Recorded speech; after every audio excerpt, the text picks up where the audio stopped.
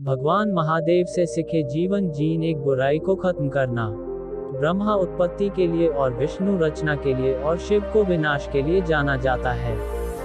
शिव का यह रूप आपको डराने वाला लग सकता है, लेकिन किसी बुराई का खत्म होना बेहद जरूरी होता है। शिव इसी के लिए जाने जाते हैं। 2. शांत रहकर खुद पर नियंत्रण रखना। शिव से बड़ा कोई योगी नहीं हुआ। किसी परिस्थिति से खुद को दूर रखते हुए उस पर पकड़ रखना आसान नहीं होता है। महादेव एक बार ध्यान में बैठ जाएं तो दुनिया इधर से उधर हो जाए, लेकिन उनका ध्यान कोई भंग नहीं कर सकता है। शिव का यह ध्यान हमें जीवन की चीजों पर नियंत्रण रखना सिखाती है। 3. नकारात्मक चीजों को भी सकारात्मक होकर लेना। समुद्र मंथन से जब विष बाहर आया तो सभी ने कदम पीछे खींच लिए थे, क्योंकि विष कोई नहीं पी सकता था। ऐसे में महादेव ने स्वयं विष हलाहल पिया और उन्हें नीलकंठ नाम दिया गया। इस घटना से बहुत बड़ा सबक मिलता है कि हम भी जीवन में आने वाली नेगेटिव चीजों को अपने अंदर रख लें, लेकिन उसका असर न खुद पर हावी होने दें और न ही दूसरों चार पर जीवन साथी के प्रति सम्मान। शिव का यह रूप जग जाहिर है। हिंदू मान्यताओं के हिसाब से परफेक्ट पार्टनर महादेव को ही माना जाता है। अगर पार्वती ने उन्हें मनाने के लिए सालों की तपस्या की तो दूसरी ओर शिव ने उन्हें अर्धांगिनी बनाया। तभी तो 33 करोड़ देवताओं में शिव को ही अर्धनारीश्वर कहा जाता है। 5. हर समय समान भाव रखना।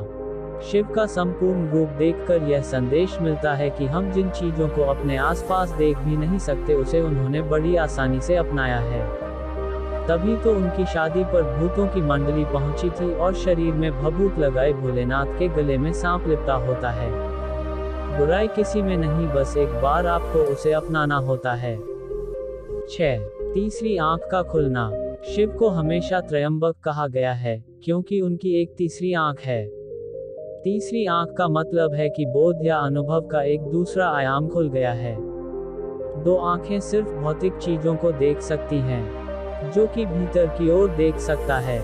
इस बोध से आप जीवन को बिल्कुल अलग ढंग से देख सकते हैं। इसके बाद दुनिया में जितनी चीजों का अनुभव किया जा सकता है, उनका अनुभव हो सकता है।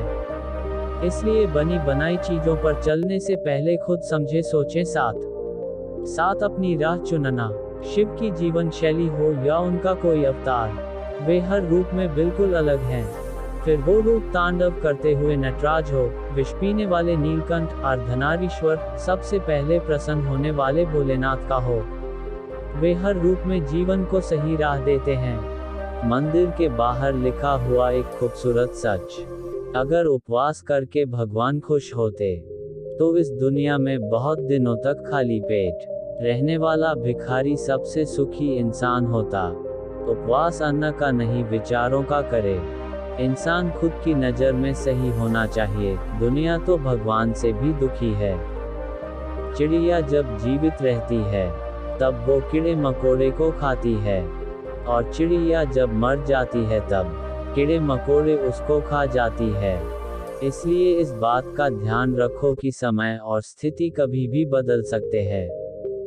आत्मा पुराने शरीर को ठीक उसी तरह छोड़ देती है जैसे कि मनुष्य अपने पुराने कपड़ों को उतारकर नए कपड़े धारण कर लेता है।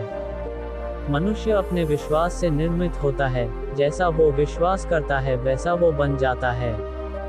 परिवर्तन इस संसार का नियम है। कल जो किसी और का था, आज वो तुम्हारा है एवं कल वो किसी और का होगा। जो मन को नियंत्रित नहीं करते उनके लिए वह शत्रु के समान कार्य करता है। आत्मा न तो जन्म लेती है, न कभी मरती है, और न ही इसे कभी जलाया जा सकता है, न ही पानी से गीला किया जा सकता है। आत्मा अमर और अविनाशी है। केवल मन ही किसी का मित्र और शत्रु होता है। अत्यधिक क्रोध से भ्रम पैदा होता है, भ्रम से बुद्धि नष्ट होती है, और जब बुद्धि नष्ट होती है तब तर्क ही नष्ट हो जाता है। जब तर्क नष्ट होता है तब व्यक्ति का पूरी तरह पतन हो जाता है। अगर आप अपना लक्ष्य पाने में नाकामयाब होते हो तो अपनी रणनीति बदलो, लक्ष्य नहीं। सभी मनुष्य अपने विश्वास से निर्मित होते हैं। जैसा वे भरोसा करते हैं वो वैसा ही बन जाता है। निर्माण केवल मौजूदा चीजों का प्रक्षेपण है। अप्राकृतिक कर्म बहुत ज्यादा तनाव पैदा करता है। उससे मत डरो जो कि वास्तविक नहीं है और ना कभी था और ना कभी होगा। जो वास्तविक है वो हमेशा था और उसे कभी नष्ट भी नहीं किया जा सकता है। अपने अनिवार्य कर्तव्यों को पूरा करो क्योंकि कार्य करना संपूर्ण निष्कार्यता से बेहतर है। तुम उसके लिए शोक करते हो जो शोक करने के योग्य ही नहीं होते, और फिर भी ज्ञान की बातें करते हो। बुद्धिमान व्यक्ति ना तो जीवित और ना ही कभी मृत व्यक्ति के लिए शोक करते हैं। इंसान अपने विचारों से बनता है। जैसा वह सोचता है वैसा ही वह बनता है। कर्म का फल व्यक्ति को ठीक उसी तरह ढूंढ लेता है जैसे कि कोई बछड़ा हजारों गायों के बीच अपनी मां को ढूंढ लेता है। मनुष्य अपने विश्वास से निर्मित होता है। जैसा वो विश्वास करता है वैसा वो बन जाता है। मन की गतिविधियों, होश, श्वास और भावनाओं के माध्यम से भगवान की शक्ति सदा तुम्हारे साथ है और लगातार तुम्हें बस एक साधन की तरह प्रयोग कर सके सभी कार्य कर रही है। मन अशांत है और उसे नियंत्रित करना कठिन है, लेकिन अभ्यास से इसे वश में किया जा सकता है। जो भी मनुष्य अपने जीवन के आध्यात्मिक ज्ञान के चरणों के लिए दृढ़ संकल्पों में स्थिर हैं, वह सामान्य रूप से कठोर संकटों को भी आसानी से सहन कर सकते हैं, और निश्चित तौर पर ऐसे व्यक्ति खुशियां और मुक्ति पाने के पात्र होते हैं। अपना पराया, छोटा बड़ा, मेरा तेरा ये सब अपने मन से मिटा दो, और फिर सब तुम्हारा है और तुम सबके हो। अर्जुन, केवल भाग्यशाली योद्धा ही ऐसा युद्ध लड़ने का अवसर पाते हैं जो स्वर्ग के द्वार के समान है। भगवान या परमात्मा की शांति सिर्फ उनके साथ ही होती है जिसके मन और आत्मा दोनों में एकता हो, जो इच्छा और क्रोध से पूर्ण रूप से मुक्त हो एवं जो अपने अंदर की आत्मा को सही मायने में जानता हो। आनंद बस मन की एक स्थिति है जिसका बाहरी दुनिया से कोई नाता नहीं है। एक समय की बात है, एक राज्य में एक प्रतापी राजा राज करता था। एक दिन उसके दरबार में एक विदेशी आगंतुक आया और उसने राजा को एक सुंदर पत्थर उपहार में दिया। राजा वह पत्थर देख बहुत प्रसन्न हुआ।